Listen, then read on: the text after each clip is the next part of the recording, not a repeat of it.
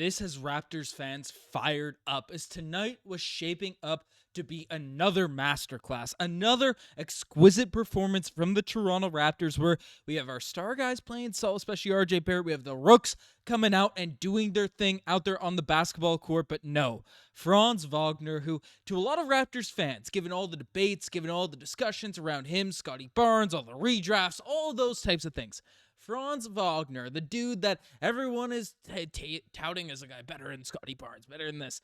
He missed a shot there at the end of this game that frankly frustrated both fan bases. A layup, an open layup. You can see the screenshot here. I mean, you can't get more open than that out there in an NBA game. And taking a shot like this, Franz Wagner comes out and just disappoints literally both fan bases. And, the Magic take the L because, again, the Raptors, they are on the pursuit. They are on the mission. They are on the quest to capture a flag at the end of the season, Cooper flag, and in doing so, they need better draft odds. And tonight, we had the outstanding performance. They had some leads in this game. They looked very, very good. It was an encouraging developing game. The rotations Darko's running, giving these minutes restrictions to Jakob Poeltl, giving the rooks all the run down there at the end. You're basically running an all-rook lineup down the stretch, and you serve it up on a silver platter for the Orlando Magic. But no, the Orlando Magic, the bum franchise that they are, and that's right, that's what I'm calling it. We always beat the Magic. They're a team that's frustrated me forever, ever since that, 2019 Game 1 loss, or DJ Augustine came out to this thing. I mean, the Raptors end up winning this game 104-102. Now, this is what's going to come with the ethical tanks. You can't be perfect, right? Because you want to compete. You want to develop these guys the right way. And IQ and RJ Barrett both had awesome nights for the Raptors. And as well as Jakob Poeltl, like his stat lines might be a little, it's not even underwhelming. But, they don't even indicate how good he is because he's on those minutes restrictions. But the fact that all this is kind of coming to the play. The Raptors had that good game. In the fourth quarter, they give it to the Orlando Magic. They give it to them. And then you have an open look, you have an open shot down the stretch to really, seal the deal to bring it to OT and then have another game like we saw the other night. The Raptors, they did all they could to pursue the tankathon standings. We take a look at that here now because the Raptors have won one and the Nets are hot on our tail here now at this point. They have lost 4 straight games. The Raptors have won one, even though we've lost a good few as of late. The Sixers, they won one recently. Shout out to Quentin Grimes. We're keeping you up to date with all of these before we dive into the actual analysis of the game because this is the stuff that a lot of people are really sinking their teeth into. And keep your eye.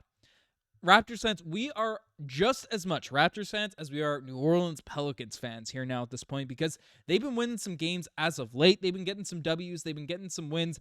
And it feels like the Raptors could potentially catch them. They have the opportunity to catch them out there in the tankathon standings. You get the top 4. I mean, that keeps you in that top 6 range to draft one of these top guys. Of course, we don't want to sacrifice the level play, the level production for these losses. We do want to keep doing what we're doing. The ethical tanks, the competitive games, not building a losing culture that at the end, throw the rooks and doing your thing and go in that direction. But, I mean, tonight was just exactly what you kind of want out of a Raptors game with maybe the result, adjusting based on the tankathon says. Because, frankly, RJ Barrett looked awesome. We'll take a look at him in terms of his stats. 22 points per game in this one. 5 rebounds, 5 assists, 1 steal. 7 of 13 from the field, 2 of 3 from the three-point line. Still, his free throw shooting confuses me in terms of how it's regressed so much this season. But other than that, RJ Barrett's been our most consistent player, our most consistent piece. And it just has me excited about his development, his long-term fit on this team. That's right. A lot of these post games have devolved in me to going tirades about how the Raptors should keep RJ Barrett out here on the roster. That's kind of what they all end up coming into. So I'm not going to do that in this one today. But RJ Barrett continues to show why. Frankly, it might be a hot take, but he's been our best player of the season. That's my stance. That's my take on it. And I'm not going back on it. But basically, even though Scottie Barnes is still our most talented guy in terms of potential, Immanuel Quickley also had a better game tonight because he's had some up and down games. His season's been filled with turmoil and injuries, but 24 points for him, 4 assists, 2 boards, 8-19 for shooting from the field, and then 2 of 7 shooting from the three-point line. So solid stuff there from IQ, RJ Barrett, the backcourt that we got. I mean, combine him for, let's do math here, 26 points in this, or 46 points in this one. Very, very good stuff from the Toronto Raptors backcourt.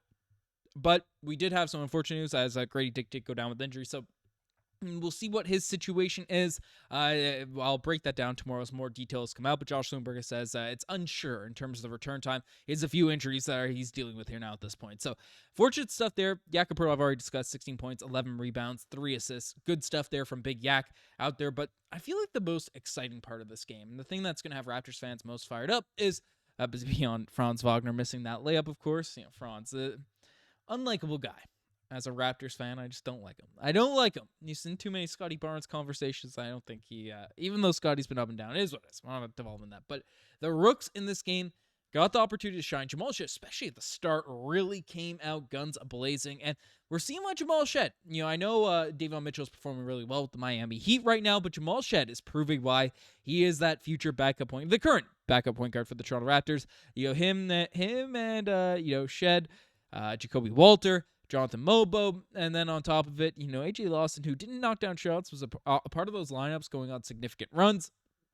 They came out and did their thing for the Toronto Raptors. Of course, AJ Lawson's not a rookie, just making that clear as well. But Jamal Shead, 12 points in this game, 4 assists, 2 steals, bringing the energy, bringing the intensity out there for this Raptors group. Jacoby Walter as well, 7 points in this one, 4 rebounds, 2 for shooting, and Jonathan Mobo, 5 points, 5 rebounds, 1 assist, 2 steals, and 1 block, filling up the stat sheet day in, day out. So all of these guys are coming out and proving that they are legitimate performers. I think we can reliably say, hey, these could be rotation players right now, as is. Forget development, forget, steps up, layers up. On a competitive team, I'd trust Jamal Shead, Jacoby Walter, and especially Jamal Shead and Jacoby Walter, a bit more polished than Mobo, but Mobo's defensive intangibles, like instincts out there on the basketball court, his feel for the game, even though his touch and execution isn't always perfect, I feel like his basketball IQ and knowledge is very much up there. So I'd be comfortable next season, especially after an offseason development,